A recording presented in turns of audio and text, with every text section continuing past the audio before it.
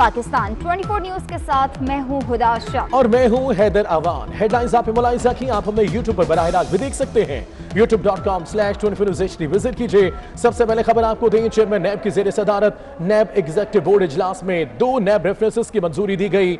नैब executive board ने 8 investigations और 15 इंक्वायरियों की मंजूरी दे दी है। नून लीगी रहनुमा मलिक सैफुल मलूक खोकर के खिलाफ इंक्वायरी की मंजूरी दी गई है, जबकि साबिक वजीर वज़राए आला बलोचिस्तान डॉक्टर अब्दुल मालिक और सनाउल्लाह ज़ाहरी के खिलाफ भी करप्शन इंक्वायरी की मंजूरी दे दी गई है। नून लीग के रहनुमा मुदस्सिर क्यूम नेहरा, अजहर क्यूम नेहरा के खिलाफ भी करप्शन तहकीकात की मंजूरी दी गई है। उस्मान खान हमारे साथ मौजूद हैं। उस्मान, बताएगा इसकी डिटेल्स। जी बिल्कुल, हुदा चेयरमैन नैब की जेर सदारत एग्जीक्यूटिव बोर्ड का इजलास हुआ था और जिसमें 2 नैब रेफरेंसेस, 8 इन्वेस्टिगेशन और 15 इंक्वायरियों की मंजूरी दी है। नैब इलामी के मुताबिक मुस्लिम लीग नून के रहनुमा मलिक सैफुल मलूक खोकर साबिक वज़ीर आला बलोचिस्तान डॉक्टर अब्दुल मालिक के खिलाफ और साबिक वज़ीर आला बलोचिस्तान सनाउल्लाह ज़ाहरी के खिलाफ करप्शन इंक्वायरी की मंजूरी दी गई है। साथ ही साथ नून लीग के साबिक MNA मुदस्सिर क्यूम नेहरा, अजहर क्यूम नेहरा के खिलाफ भी करप्शन तहकीकात की मंजूरी हुई है। अली इमरान यूसुफ और दीगर के खिलाफ बदअनवानी का रेफरेंस दायर करने की मंजूरी दी गई है। नैब इलामी के मुताबिक मुलजिमान ने सरकारी फंड जाती फवाइद के लिए इस्तेमाल करके 50 करोड़ के करीब करप्शन की है। साथ ही साथ सरवर जावेद साबिक रुकन बोर्ड ऑफ रेवेन्यू कोयटा और दीगर के खिलाफ रेफरेंस दायर करने की मंजूरी दी गई है। उसके साथ ही इन पर इल्जाम है कि मुलजिमान ने इख्तियारात का नाजायज इस्तेमाल करके सरकारी जमीन जो है वो गैर कानूनी अलाटमेंट की है। आज नैब एग्जीक्यूटिव बोर्ड का इजलास chairman NAB justice retired Javed Iqbal की जेर सदारत हुआ, जिसमें चारों ब्यूरोज के DG और दीगर जो जिम्मेदारान थे वो शरीक है। चेयरमैन नैब ने इस वक्त मौके पर कहा कि नैब एहतसाब सबकी पॉलिसी के लिए सख्ती से अमल पैरा है। मुल्क से बदअनवानी का खात्मा करना नैब की अव्वलीन तरजीह है। चेयरमैन नैब का कहना था कि नैब ने एहतसाब सबकी पॉलिसी के तहत 714 अरब रुपए अब तक बरामद। बहुत शुक्रिया। वज़ीर-ए-आज़म इमरान खान की जेर सदारत वफाकी काबीना ने 6ठी मरदमशुमारी के नताइज जारी करने की मंजूरी दे दी। काबीना ने मरदमशुमारी पर वज़रा की रिपोर्ट मंजूर कर ली है। मरदमशुमारी के नताइज जारी करने का मामला मुश्तरका मफादात काउंसिल में पेश होगा। मजीद अहवाल क्या रहा इजलास का, अवैस कियानी हमारे साथ है। अवैस, बताएगा इजलास में क्या बात हुई? देखिए, सबसे पहले मरदमशुमारी के जो रिपोर्ट है उस पर वज़रा की जो रिपोर्ट जो तफसीली बात हुई है और एट दी एंड उसको जो है जो 6ठी मरदमशुमारी की जो है रिपोर्ट वो मंजूर कर ली है और इसके जो नताइज जो है जारी करने की मंजूरी भी दे दी है। इसके साथ साथ जो इस रिपोर्ट से मुतालिक जो MQM का जो इख्तिलाफी नोट आया है उसके हवाले से सबसे अहम चीज सामने आई है कि जो MQM की तरफ से इस पर तहफ़्फ़ुज़ात का इज़हार किया गया है और मुत्तहिदा कौमी मूवमेंट ने मरदमशुमारी रिपोर्ट पर तहरीरी इख्तिलाफी नोट भी जो है वो काबीना में जो है वो पेश कर दिया है और जो मरदमशुमारी जो है वो दोबारा कराने का मुतालबा भी किया है। लेकिन जो काबीना ने जो है जो MQM का जो इख्तिलाफी नोट को ऐड करते हुए जो है इसकी मंजूरी दे दी और MQM ने ये भी कहा है कि पाकिस्तान ने 2017 की जो मरदमशुमारी को जो है MQM ने उसको मुस्तरद किया है और नई मरदमशुमारी जो है वो फौरी तौर पर कराई जाए और इसके साथ जो है इसके जो इख्तिलाफी नोट है उसको ऐड करते हुए जो है काबीना ने मरदमशुमारी पर वज़रा की रिपोर्ट जो है वो मंजूर कर ली है। इसके साथ जो इक़्तिसादी राब्ता कमेटी के जो फैसले थे उनकी तौसीक हुई है। इलेक्ट्रिक व्हीकल तफसीलात के लिए बहुत शुक्रिया अवैस कियानी।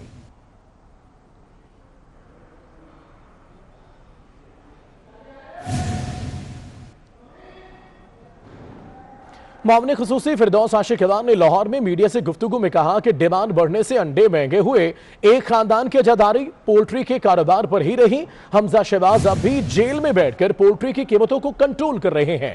हमजा शहबाज की टीम मार्केट रेट फाइनल करती थी।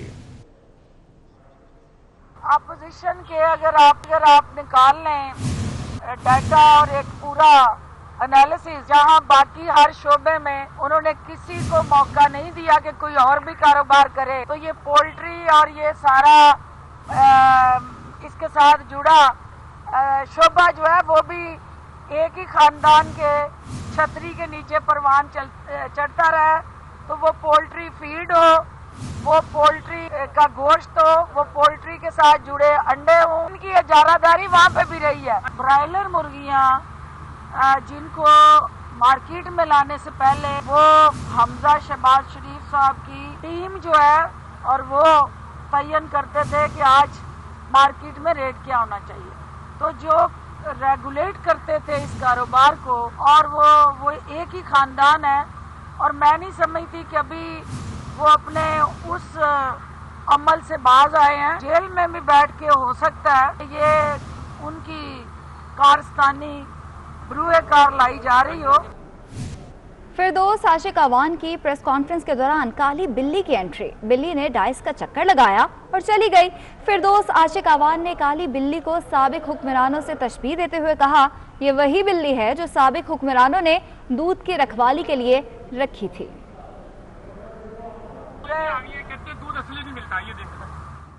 बिल्कुल ठीक है, लेकिन उसकी सेहत बता रही है कि वो कोई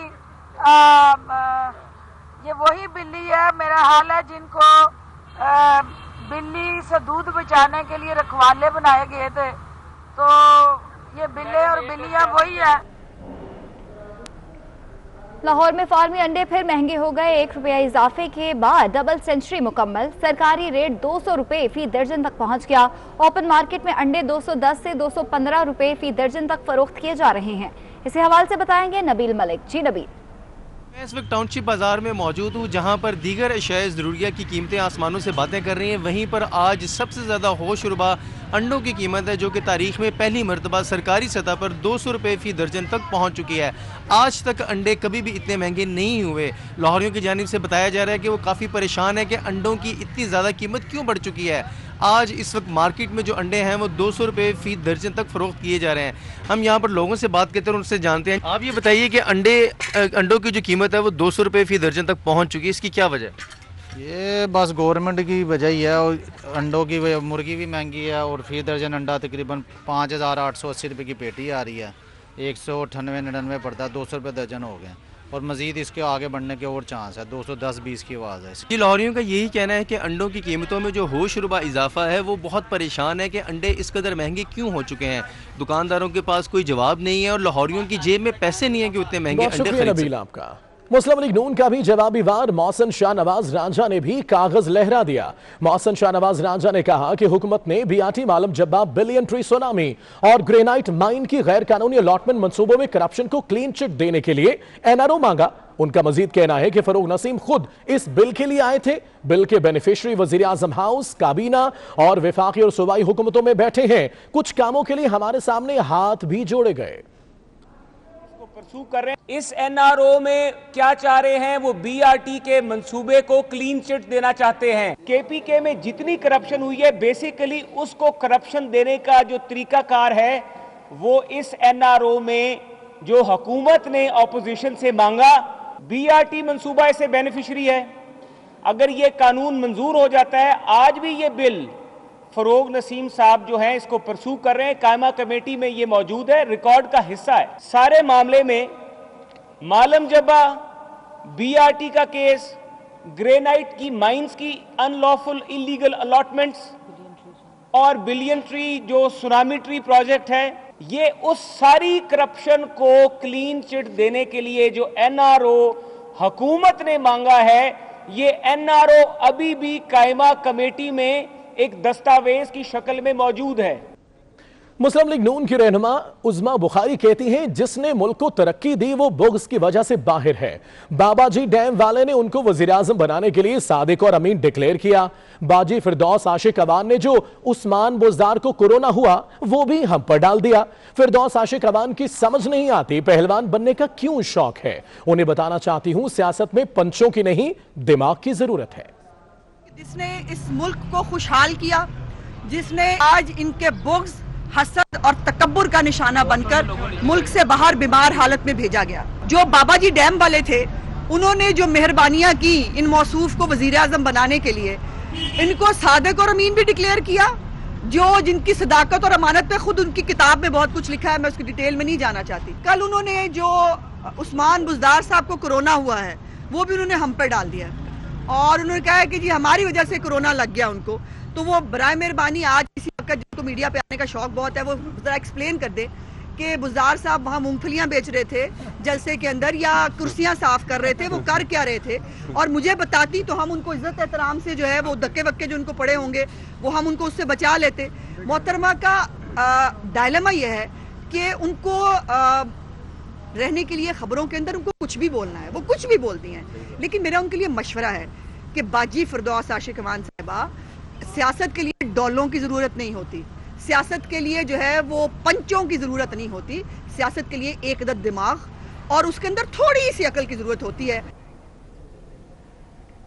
मुआवने खुसूसी फिरदौस आशिक अवान ने लाहौर में मीडिया से गुफ्तगू में कहा कि डिमांड बढ़ने से अंडे महंगे हुए, एक खानदान की इजारादारी पोल्ट्री के कारोबार पर भी रही है। हमजा शहबाज अब भी जेल में बैठकर पोल्ट्री की कीमतों को कंट्रोल कर रहे हैं। इसी हवाले से बात करेंगे, हमारे साथ मौजूद हैं अज़मा बुखारी साहिबा। बहुत शुक्रिया अज़मा बुखारी साहिबा आपके वक्त का। अब फिरदौस आशिक अवान आज लाहौर में प्रेस कॉन्फ्रेंस कर रही थी और उन्होंने कहा कि हमजा शहबाज अब भी जेल में बैठकर पोल्ट्री की कीमतों को कंट्रोल कर रहे हैं। इस बयान पे आप क्या कहेंगे? इस पे मुझे दोबारा से कोई शक नहीं रहा कि मोहतरमा का ज़हनी तवाज़ुन दुरुस्त नहीं है। एक तो पोल्ट्री के कारोबार का जहां तमाम शरीफ फैमिली के कारोबार तबाह बर्बाद कर दिए गए हैं इस 2-2.5 साल में, वहां पर उनका कोई कारोबार जहां सलामत नहीं रहा, वहां पोल्ट्री का कारोबार भी सलामत नहीं रहा और बहुत ही पॉइंट पता नहीं किसी % जो है वो उनका शेयर था। लेकिन मेरा सवाल ये है कि अगर हमजा साहब इतने जेल में बैठकर भी ताकतवर हैं तो ये क्या कर रहे हैं? ये हुकूमत जो है ये सिर्फ इनकी शक्लें देखने के लिए इनको बैठाया गया है। जब हमजा शहबाज शरीफ हुकूमत में थे, जब उनके वालिद साहब CM थे, तब अंडे जो है वो 90 रुपए दर्जन मिलते थे।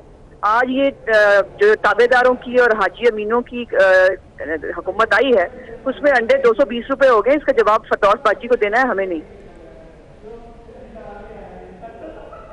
अच्छा अज़मा बुखारी साहिबा, जैसे कि आपने कहा कि बहुत कम शेयर्स थे पोल्ट्री के कारोबार में, जबकि फिरदौस आशिक अवान साहिबा ने तो कहा है कि एक खानदान की इजारादारी ही पोल्ट्री के कारोबार में रही है। देखिए, आप पता नहीं उनकी बातों को बहुत सीरियस लेती हैं दीदी, मैं तो नहीं लेती, क्योंकि कोई बात हकाइक पे मबनी तो होती नहीं।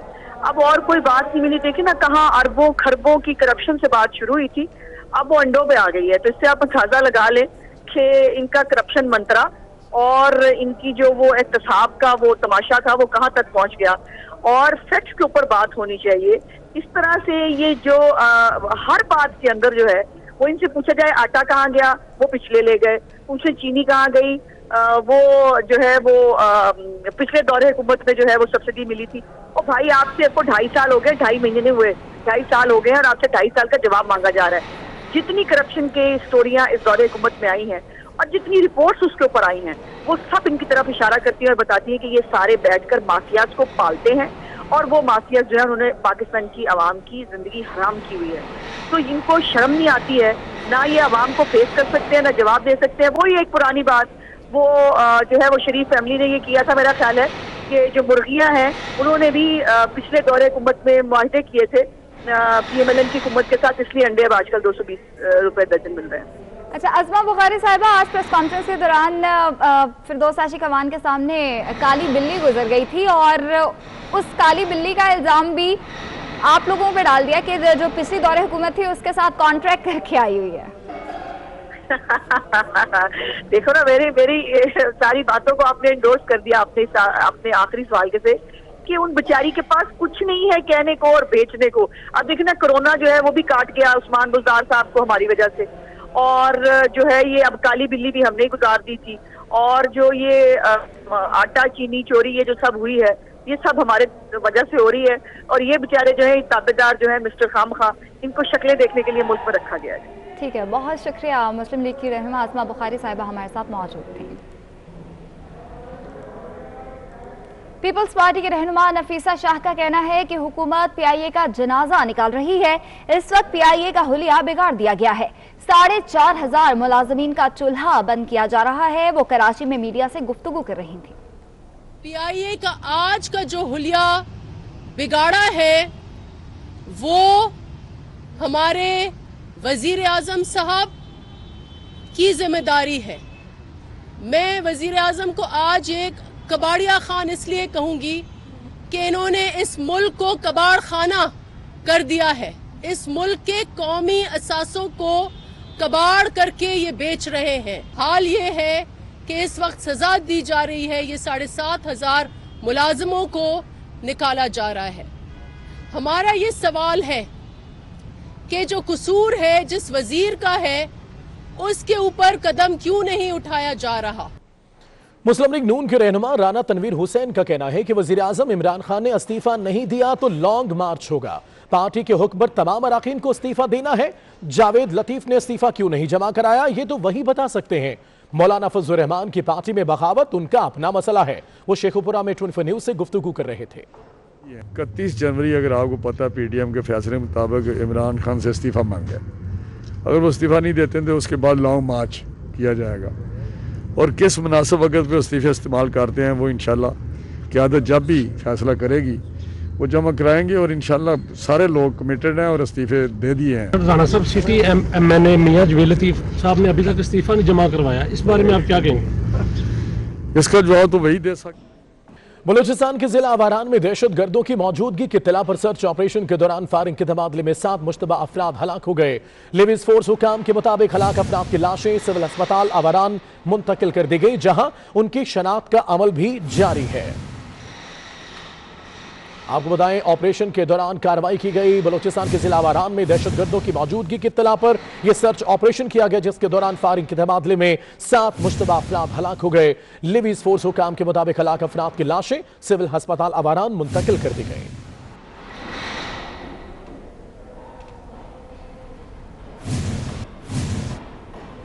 आरिफवाला में वापदा लेबर मुलाजमीन का नए तैनात एक्सियन का दफ्तर पहुंचने पर अनोखा और वालिहाना इस्तकबाल किया गया। एक्सियन वापदा को लारी अड्डे से दफ्तर तक बगी में दफ्तर लाया गया। तमाम रास्ते लेबर मुलाजमीन फूलों की पत्तियां और नोट निछावर करते हुए ढोल की थाप पर रक्स भी करते रहे। तो आपको बताएं, आरिफवाला में वापदा लेबर मुलाजमीन का नए तैनात एक्सियन का दफ्तर पहुंचने पर अनोखा और वालिहाना इस्तकबाल किया गया। इसी हवाले से बात करेंगे, शहजाद अहमद हमारे साथ मौजूद है। शहजाद, बताएगा इस हवाले से। नए तैनात होने वाले एक्सियन को वेलकम करने का अनोखा अंदाज अपनाया गया है। वापदा लेबर मुलाजमीन ने नए तैनात एक्सियन खालिद हुसैन सियाल को लारी अड्डा से बगी में बिठाकर पूरे रास्ते तो फूलों की पत्तियां और नोट निछावर करते हुए वापदा कम्प्लेक्स लाए। लेबर मुलाजमीन ने एक्सियन की तैनाती पर ढोल की थाप पर भंगड़े डालते हुए खुशी का इजहार किया। लेबर रहनुमाओं की ने एक्सियन खालिद सियाल को मुबारकबाद दी, जबकि शानदार और वालिहाना अनोखा अंदाज अपनाने पर नए एक्सियन ने लेबर मुलाजमीन का शुक्रिया अदा किया, जबकि शहरी एक्सियन वापदा का इस तरह से अनोखा इस्तकबाल देखकर महजूज होते रहे। जी ठीक है, बहुत शुक्रिया आपका।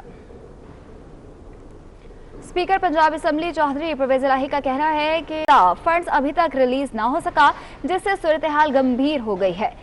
वजीराबाद कार्डियोलॉजी का मंजूरशुदा बजट 6 माह से नहीं दिया जा रहा। क्या फायदा ऐसे बजट का जो कमेटियों में घूमता रहे।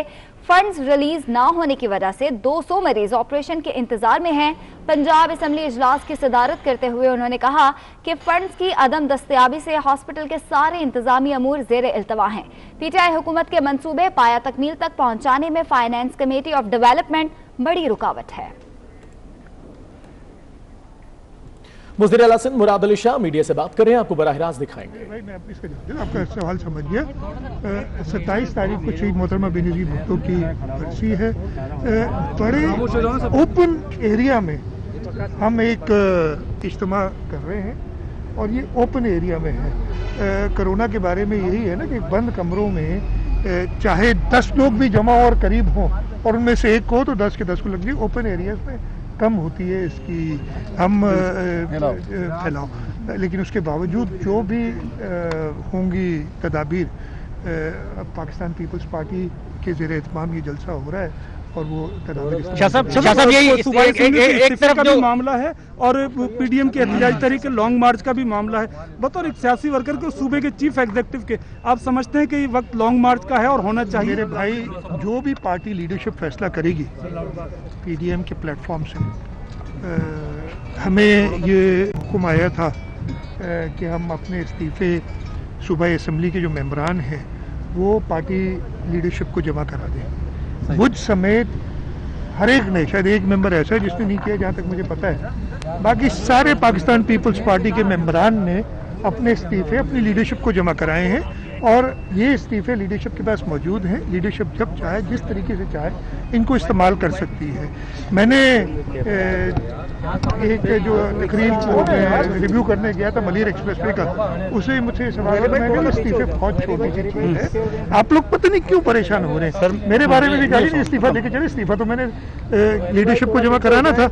और वो जमा कराया है, तो इंशाल्लाह ताला जो भी लीडरशिप फैसला करेगी, जो पूरे जो हमारे मेंबरान हैं उस पर लब्बैक। शाह साहब ये फरमाइए कि इसमें जो तरक्याती काम चल रहे हैं, जो मामलात हैं, आप गवर्नेंस कर रहे हैं, आप क्या अपनी क़यादत को मशवरा दे रहे हैं कि पीडीएम के बाकी जमातों के पास कुछ खोलने के नहीं है, लेकिन सिंध में आपकी हुकूमत है, आप कुर्बानी देंगे? दूसरा ये कि क्या बैकडोर भी बातें हो रही हैं एस्टेब्लिशमेंट से या तहरीक इंसाफ की गवर्नमेंट से? तीनों जमातों के एक एक कोई फर्द हैं जो बात कर रहे हैं, आपको है इल्म? मेरी सबसे पहली बात कि लीडरशिप हर चीज़ से वाकिफ है और हर चीज़ को मद्देनज़र रख के जो फैसला करेगी, हमारी शायद सीईसी की मीटिंग भी होनी है और उसमें भी ये डिस्कशन होंगी और जो फैसला करेगी होगा। बाकी बैकडोर का मुझे कोई इल्म नहीं है। कोई सर, मेरा आपसे सवाल ये है सिम साहब, मेरा आपसे सवाल ये है कि आपने के पास क्या ऑप्शन हैं अगर हालात इस तरफ जाते हैं और आप इस्तीफा तो आपने दे दिए, आप असेंबली से हुकूमत छोड़ेंगे या इन असेंबलियों को तरीन करेंगे? कुछ लोगों ने शेरवानी पार्टी लीडरशिप फैसला करेगी,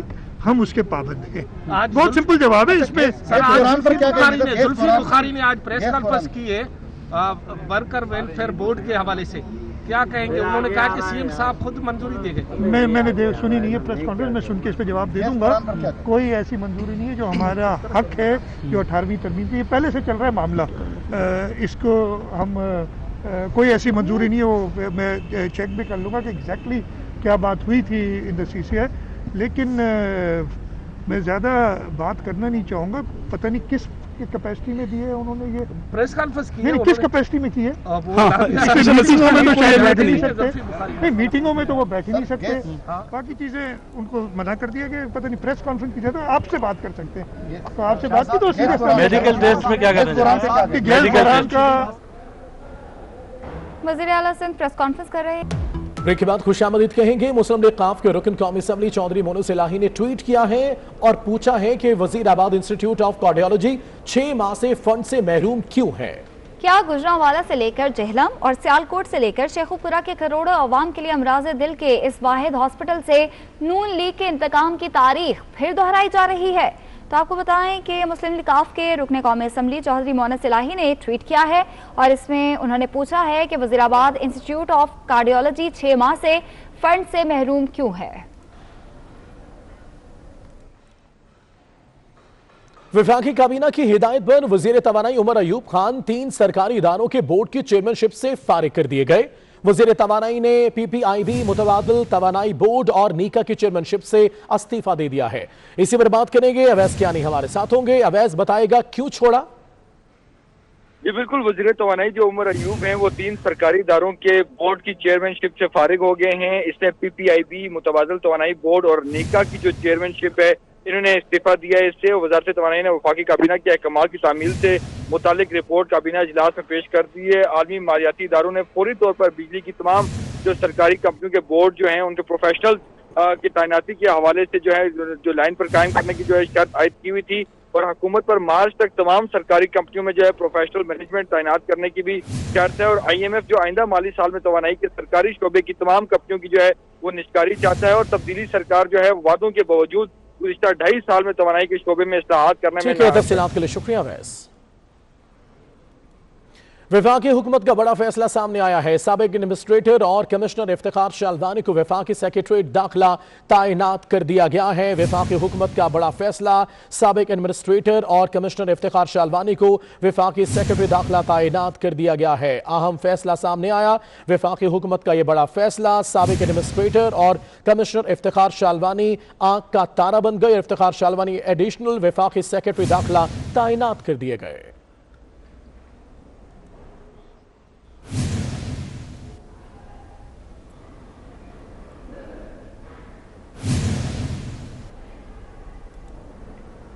ओपोजिशन की रिक्वेजिशन पर चेयरमैन सेनेट मोहम्मद सादिक संजरानी ने सेनेट का इजलास तलब कर लिया है। इजलास 30 दिसंबर को 11 बजे तलब किया गया है। उस्मान खान हमारे साथ मौजूद हैं। उस्मान बताएगा इस हवाले। चेयरमैन सेनेट सादिक संजरानी ने सेनेट का इजलास तलब कर लिया है। जराये के मुताबिक सेनेट इजलास में जो अपोजिशन की जानिब से जो एजेंडा था, क्योंकि अपोजिशन ने जो कहा था उस हवाले से जो जराये के मुताबिक रिक्वेजिशन में जो नैब की जानिब से सियासी इंतकामी कार्रवाइयों पर बहस का मामला एजेंडे में शामिल है, जबकि बिजली गैस और गिलगित बल्तिस्तान के इंतखाबात का मामला भी एजेंडे में शामिल है।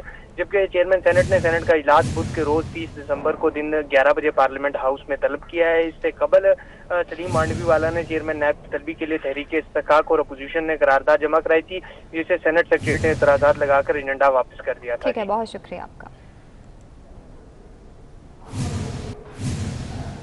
महंगाई का जिन बेकाबू होता जा रहा है। अदरक 800 से 1000 रुपए फी किलो में फरोख्त की जा रही है। अदरक की कीमत में मजीद इजाफे का इम्कान है। 2 माह तक अदरक की कीमत बढ़ेगी। जराये के मुताबिक कोरोना के बायस चीन से अदरक की दरामद बंद है। रेहान गुल हमारे साथ मौजूद है। रेहान बताएगा इसकी डिटेल्स। अदरक की कीमत के हवाले से आवाम के लिए कुछ अच्छी खबर नहीं है, क्योंकि मुतल्लिका अदारों ने जो पंजाब हुकूमत को ब्रीफिंग दी है, उस ब्रीफिंग के मुताबिक अदरक की कीमत मजीद बढ़ती रहेगी। पहले ही 1000 रुपए तक पहुंच चुका है, लेकिन अगले 2 से 3 माह तक इसकी कीमत में बढ़ाव का तनाज़ुर जारी रहेगा, क्योंकि उनका मौक़िफ़ यह है कि अदरक चाइना से दरामद किया जाता है और कोरोना की वजह से चाइना से दरामद बंद है। इस वजह से इसकी कीमत में मजीद इजाफा होता रहेगा। मार्च या फरवरी के आखिर में थाईलैंड से जो अदरक पाकिस्तान पहुंचेगा तो उसके बाद इसकी कीमत नीचे आ सकती है, लेकिन अगले 2 महीने तक आवाम को अदरक की कीमत ऊपर जाती ही नजर आएगी। बहुत शुक्रिया आपका। जी।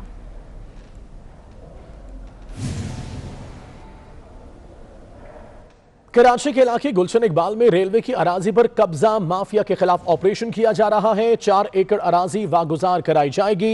ये ऑपरेशन किया जा रहा है कराची के इलाके गुलशन इकबाल में। रेलवे की अराजी है जिस पर कब्जा किया जा गया है और कब्जा माफिया के खिलाफ ऑपरेशन किया जा रहा है। 4 एकड़ अराजी वागुजार कराई जाएगी। मनाजिर भी आप देख सकते हैं ऑपरेशन के। गुलशन इकबाल में रेलवे की जमीन पर कब्जा माफिया के खिलाफ ये ऑपरेशन किया जा रहा है।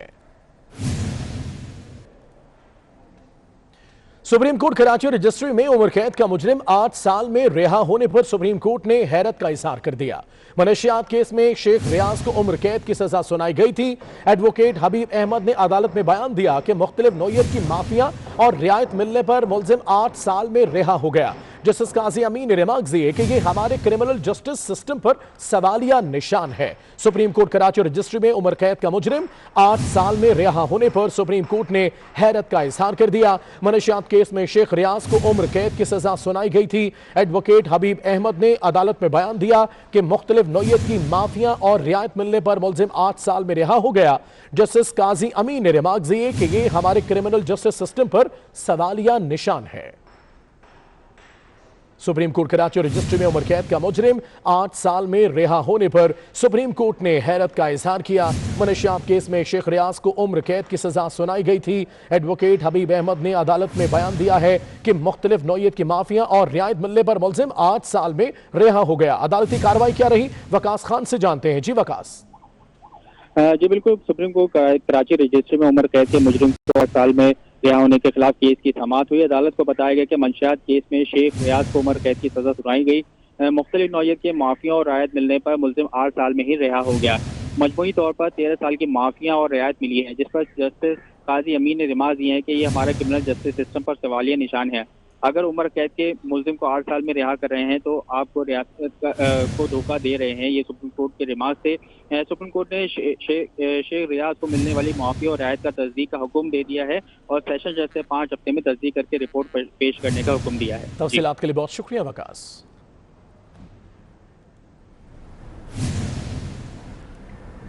साबिक वजीर आजम शाहिद खाकान अब्बासी कहते हैं कि वजीर आजम और वज़रा झूठ बोल रहे हैं। यह झूठों का टोला है। वजीर आजम बिजली, गैस, आटा और चीनी चोरी के NRO दे रहे हैं। अपोजिशन अरकान रोजाना अदालतों में पेश हो रहे हैं। हुकूमती अरकान अरबों खा जाए, कोई नहीं पूछेगा। LNG रेफरेंस की समाअत 7 जनवरी तक मुलतवी कर दी गई। इसी हवाले से एहतशाम कियानी की रिपोर्ट देखिए। एहतसाब अदालत इस्लामाबाद के जज आजम खान ने LNG रेफरेंस की समाअत की। साबिक वज़ीर आज़म शाहिद खाकान अब्बासी समेत दीगर मुल्ज़मान अदालत में पेश हुए। नैब के गवाह हसन भट्टी का बयान कलम बंद हो गया। अदालत ने समाअत 7 जनवरी तक मुलतवी कर दी। मीडिया से गुफ्तगू में साबिक वज़ीर आज़म शाहिद खाकान अब्बासी ने कहा कि वज़ीर आज़म NRO दे सकते हैं, न ही ये उनका काम है। मुल्क में क्या हो रहा है ये सबको नजर आ रहा है। 150 अरब LNG में खा जाए, कोई नहीं पूछेगा। अरबों दवाइयों में खा जाए, कोई नहीं पूछेगा। तो आज केस सिर्फ बनते हैं ऑपोजिशन के लोगों पर। शाहिद खाकान अब्बासी ने कहा कि वज़ीर-ए-आज़म और वुज़रा झूठ पर झूठ बोल रहे हैं। झूठ बोलकर मुल्क ज्यादा देर नहीं चलेगा। वजीर झूठ पे झूठ बोले जा रहे हैं। वज़ीर-ए-आज़म झूठ बोलता है, वजीर झूठ बोलते हैं। अवाम के पास ना गैस है ना बिजली है, महंगाई आसमान को छू रही है। शाहिद खाकान अब्बासी ने कहा कि नदीम बाबर ने एतराफ कर लिया है कि नून लीग की हुकूमत ने दुनिया के सबसे कम कीमत और ज्यादा बिजली बनाने वाले प्रोजेक्ट्स लगाए। एहतशाम कियानी, 24 न्यूज, इस्लामाबाद।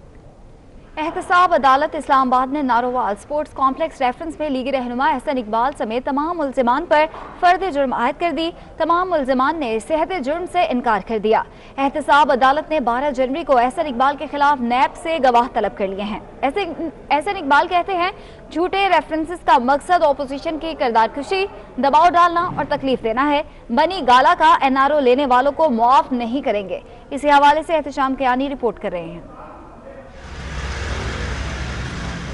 एहतसाब अदालत इस्लामाबाद में जो बदकिस्मती है इस मुल्क की जो है वो अदालती तारीख की कि बाबा रहमते साहब जो है वो जब इस इंतकाम का हिस्सा बने तो उन्होंने इनके जायदाद के एक इंच की जो है उन्होंने पैमाइश करवाई, वागुजारी करवाई, जुर्माने किए, उसके अलावा जो है वो दीवारें गिराई, सारा कुछ किया। वकील साहब राव साहब मेरे साथ बैठे हैं। किसी भी कानूनी नुक्ते की ऊपर अगर आपका कोई सवाल होगा तो आप इनसे कर सकते हैं, ये तफसील भी आपको मुहैया कर देंगे। उसके बाद सारा कुछ होने के बाद जो है सुप्रीम कोर्ट का एक बेंच बैठा और सुप्रीम कोर्ट के बेंच ने बाकायदा इन्हें हर चीज़ से जो है वो अपना क्लियर किया और साथ कहा कि अगर कोई इनका जुर्माना या कोई नक्शा वगैरह है तो ये दोबारा उसको जो है आप उसको जो है वो रेगुलेट कर दें।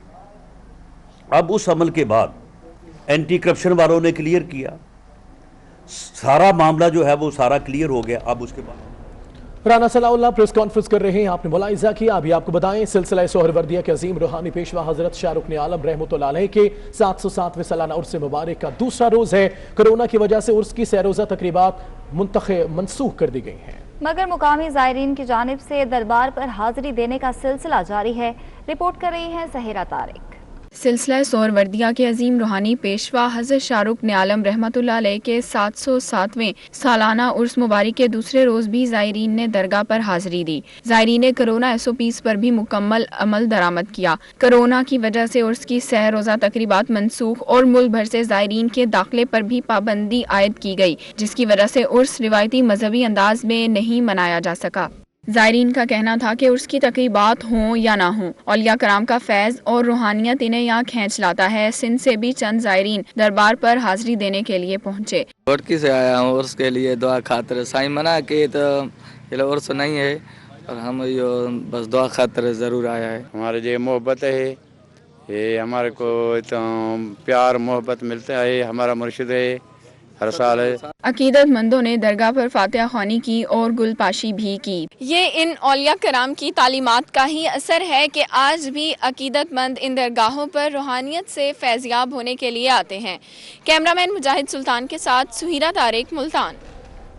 इंसदाद दहशतगर्दी कराची की अदालत में जमानत पर रिहा मुल्जिम इरशाद अली ने समात पर कोरोना में मुब्तला होने का इंकशाफ कर दिया। मुल्जिम के कोरोना में मुब्तला की खबर सुनते ही कमरा और अहाता अदालत में खलबली मच गई। अदालत में मौजूद वकला और अमला खौफ से अदालती अमूर छोड़कर बाहर निकल गए। मुल्जिम को फौरी तौर पर कोर्ट की हुदूद से बाहर निकाल दिया गया। मुल्जिम के जाने के बाद अमले ने कमरा अदालत दफातर में स्प्रे शुरू कर दिया। यह मुल्जिम सुबह 8 बजे से इंसदादी दहशतगर्दी की अदालत नंबर 16 में पेशी पर आया हुआ था। इंसदादी दहशतगर्दी कराची की अदालत में जमानत पर रिहा मुल्जिम इरशाद अली ने समात पर कोरोना में मुब्तला होने का इंकशाफ कर दिया। इसी के साथ न्यूज़ स्टूडियो से फिल वक्त इतना है। एक ब्रेक के बाद हेडलाइंस हमारे साथ रहिएगा।